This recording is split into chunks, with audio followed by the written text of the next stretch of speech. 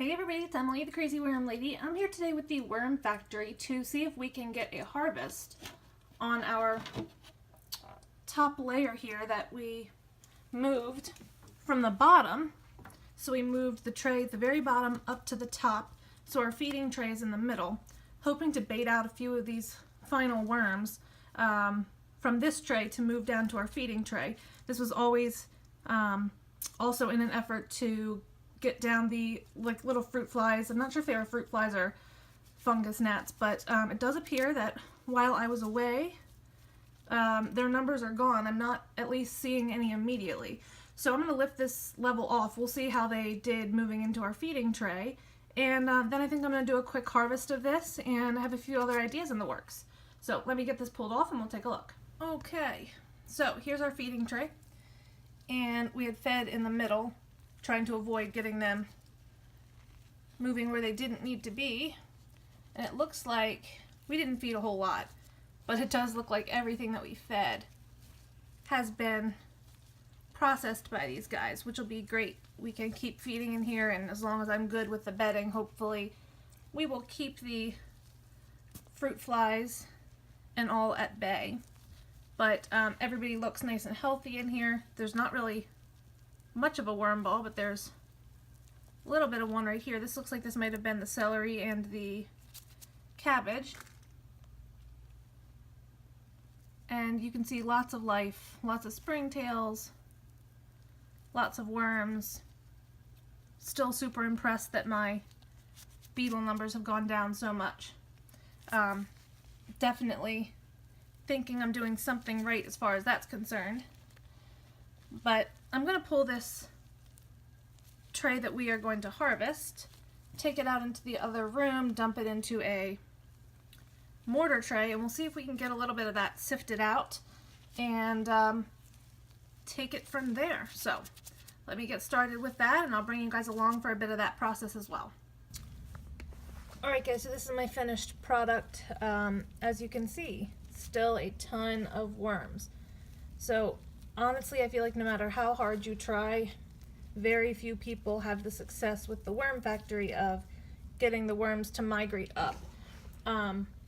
There's some unprocessed stuff in here, but the benefit to that, in my opinion, is I can just toss that right back up into our feeding tray and give it a little bit longer to process. But all in all, I mean, the castings are drier than what I'm used to. I definitely think these are siftable, so that's a plus. Still a hair muddy for my liking, but I definitely think I'll be able to screen these.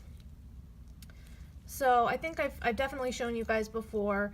I screen my castings using a large mesh basket here that it's an office supply basket, and it's got a really good sized mesh on it. And I think I'm just going to sift through all of this. I'll transfer all of the unprocessed stuff just back into the tray for now, and then we'll go over and we'll feed the bin. Alright, so after sifting, this is what I have left. I found just a handful of cocoons. This one was freshly laid, which actually is kind of discouraging to me because ideally, you don't want the worms staying in that bottom tray and reproducing, although I'm happy that they're healthy and they're getting along well, but definitely not ideal circumstances. But anyhow, there's a handful of small worms that made it through, lots of springtails, but all of that's just a sign of a healthy soil. So this will go into my storage tote. I have a couple very large totes that I store my castings in. And these will go in there, and come springtime, some of the worms that didn't get sifted out, that made it into here, they will go into the garden, or I can try to bait some of them out and put them back in my systems. But honestly, I'm perfectly fine either way. I've got plenty of worms. So I'm going to grab a little food to feed up our working tray. I will show you the waste I was left with after sifting. Another kind of downfall of this system, in my opinion. And then we'll call it a day. Alright, so I'm back here at the Worm Factory. This was the dry bedding that was on top of our harvest tray, so I pulled that off before I took that out. But I want to show you this is what I'm left with. And this is how you know that your compost is a little bit too wet, is it kind of pills up like that. So this was a lot of material that was not able to be fully processed. So this is actually going to be dumped on top after we feed here in a minute. And hopefully that will give it a chance to dry out a little bit. And the worms can work through it one more time, and hopefully it will be better suited for us. So, bunch of tea items. I'm still continuing to try these tea bag packets and all, just to see what happens. There's a lot of citrus from tea. I've been on a tea kick big time. And we know the worms like citrus as long as we're careful and don't overdo it. So I'm not going to feed a ton. I'm just going to kind of give them a chance to get to it. So that's all I'm going to give for now. Not a whole lot today. Put a little bit of my dry mix on top. Provides them some grit. Helps prevent any sort of pests from making their way in. And if I can get this bottom tray loosened here, I'm going to dump this on top. Here we go. It's a little heavy, but I'll see how well I can do this. And see all those worms.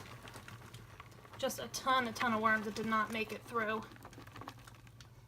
Okay, so just going to use this as a cover. It'll be a good way to block out bugs. Castings are some of the very best things to use to block out bugs, and there's just lots of unprocessed pieces of avocado skin, things like that, that will eventually break down, but just take a bit longer. So nothing else with this today, guys. I think I'm just going to take the empty tray and put it on top because there's still a handful of worms so they can make their way down.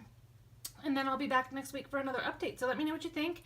Drop those comments below, like this video, subscribe if you'd like some more content from me, and I'll be back with you guys real soon for an update.